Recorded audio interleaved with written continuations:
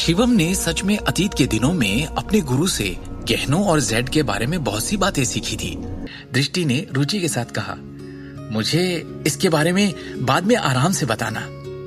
खाने के बाद दृष्टि अपने कमरे में लौटी और अपने कबर्ड में से ज्वेलरी डिजाइन के ड्राफ्ट्स के कुछ स्क्रॉल्स निकाले और जाने से पहले शिवम को बोलती हुई गई, शिवम, कुछ देर के लिए मेरे कमरे में आओगे प्लीज? अखिल और सिमी ने हैरत में एक दूसरे की तरफ देखा। वैसे तो शिवम और दृष्टि की शादी को 2 साल हो चुके थे। शिवम ने एक गहरी सांस ली और फिर एक दबी सी मुस्कान लिए दृष्टि के कमरे में दाखिल हुआ और अंदर आते ही उसने देखा कि पूरा कमरा कई शानदार सजावटों से भरा हुआ था। ये है वो ड्राफ्ट जिन्हें मैंने पहले डिजाइन किया था। चलो, मैं तुम्हारा एक छोटा सा टेस्ट लेती हूँ। इन सब पर एक नजर मारो, इन्हें गौर से देखो और मुझे इनके बारे में अपनी राय बताओ, दृष्टि ने कहा और डेस्क पर दस्तावेजों को रखते हुए चमकती हुई आंखों से शिवम की तरफ देखा। मुझे देखने दो। शिवम ने डेस्क पर रखे दस्तावेजों को उठाया और उन्हें ध्यान से देखने लगा। ओके, तो इस पेंडेंट की बात करें तो इसकी डिजाइन एक विशेष शैली पर बहुत जोर देती है जो हार्ट ऑफ द सी की नकल करता है। सही है ना? शिवम ने मुस्कुराते हुए पूछा। इस जेड पेंडेंट का डिजाइन सुबह के सूरज से प्रकाशित एक देवदार के पेड़ का प्रतीक है।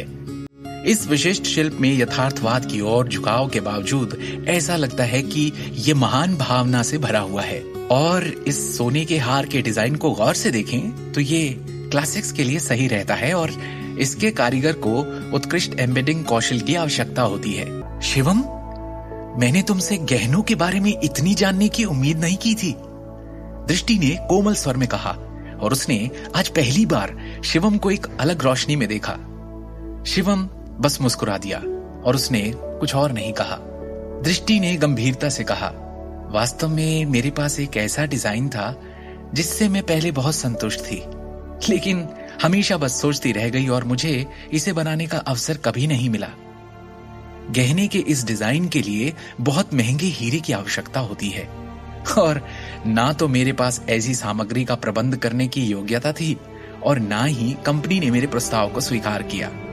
ये एक ऐसा डिजाइन है जिस पर मुझे सबसे अधिक गर्व है, हालांकि मुझे अभी तक इसके लिए एक अच्छे नाम के बारे में सोचना है, दृष्टि ने कहा और वो ड्राफ्ट शिवम को सौंप दिया। शिवम ने वो दस्तावेज लिया और उसे ध्यान से देखते हुए उसका गंभीरता से विश्लेषण किया।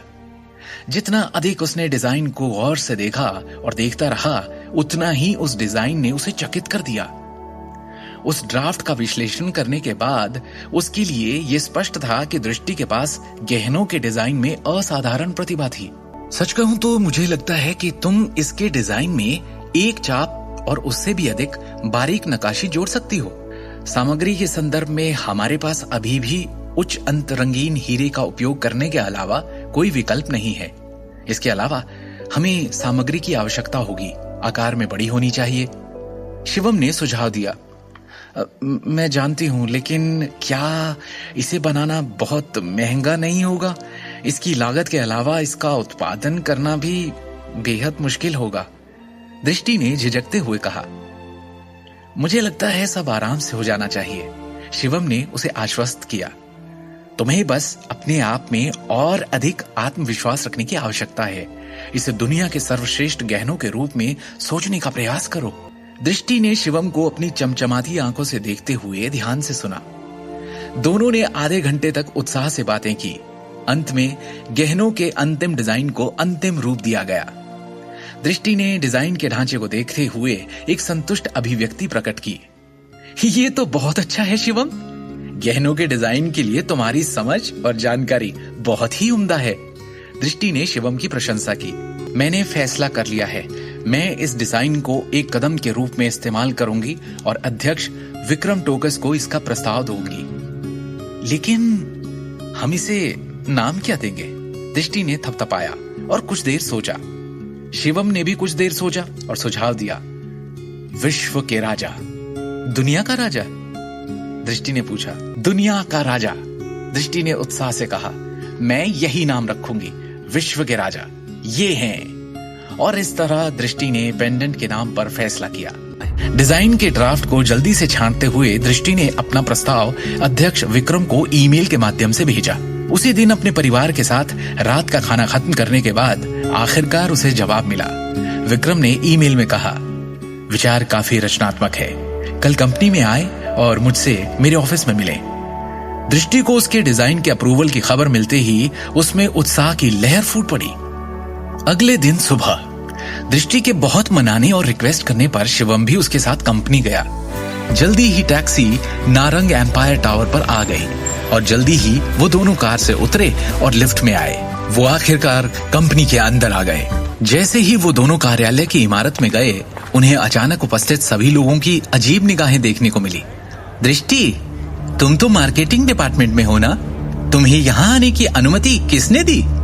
ये कंपनी के मैनेजमेंट विभाग का कार्यालय है। क्या तुम कंपनी में अपनी वर्तमान स्थिति से अवगत नहीं हो? वहां से गुजरने वाली एक महिला अधिकारी ने दृष्टि को पहचानने के बाद बदसूरत अभिव्यक्ति के साथ कहा, ओ दृष्टि, क्या तुम्हारी बगल में खड़ा व्यक्ति वो नहीं है जिसने नारंग परिवार को शर्मिंदा किया है?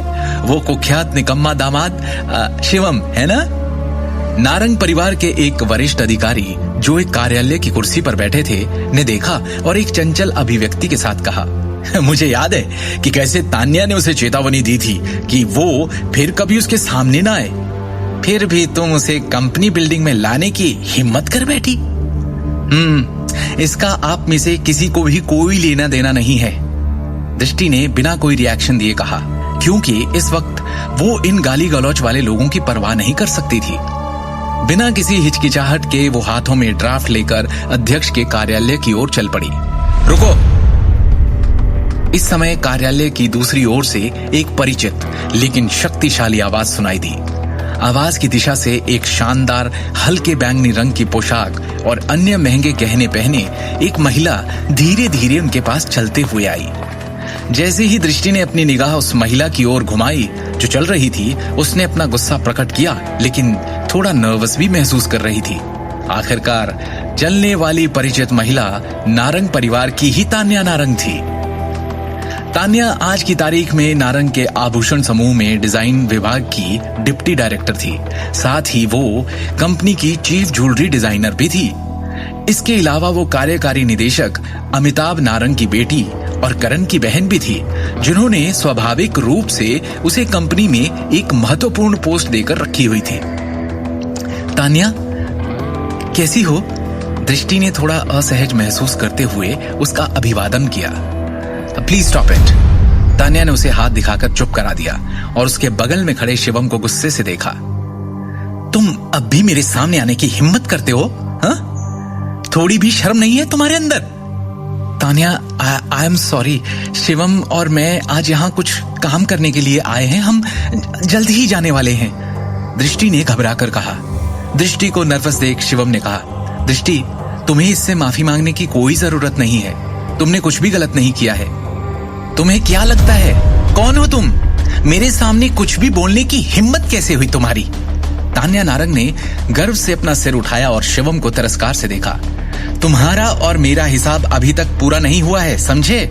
और मुझे ताव दिखा रहे हो? दृष्टि कुछ कहने को हुई, जिससे पहले ही तान्या फिर बोल पड़ी। देखो, अब मैं क्या करती हूँ। जिस भी काम से तुम दोनों यहाँ आए हो उसे पूरा नहीं होने दूंगी मैं, समझे? अब देखो अब क्या करेंगे शिवम और दृष्टि। आगे की कहानी जानने के लिए देखिए अगला एपिसोड सिर्फ पॉकेट एफएम के यूट्यूब चैनल पर, और शिवम द हिडन वॉरियर के सारे एपिसोड्स को सुनने के लिए डिस्क्रिप्शन में दी लिंक से डाउनलोड करें पॉकेट एफएम ऐप।